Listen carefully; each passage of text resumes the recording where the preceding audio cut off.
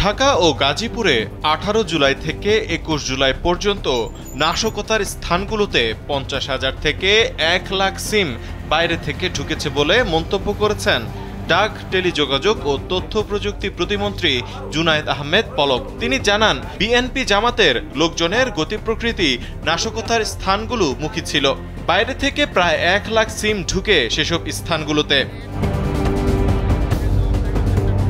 শনিবার রাজধানীর আগারগাঁওয়ে ডাক ভবনে সজীব ওয়াজেদ জয়ের 54তম জন্মদিন উপলক্ষে সারা দেশে 1 লাখ গাছের চারা রোপণে শান্তির জন্য বৃক্ষ ট্রি ফর পিস অনুষ্ঠানে প্রধান অতিথির বক্তব্যে তিনি এসব কথা বলেন।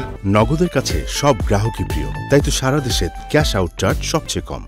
এ সময় পলক বলেন, বিভিন্ন জেলার যেসব স্থানে রেড অ্যালার্ট জারি ছিল সেখানে 18, 19 ও 20 জুলাই কোনো সহিংসতা হয়নি।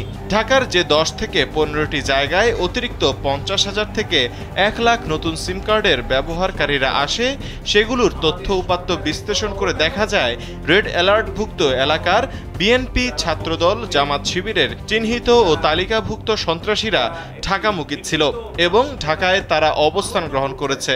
তাদের অবস্থানকালেই 18 থেকে 21 জুলাই সন্ত্রাসী হামলা হয়েছে।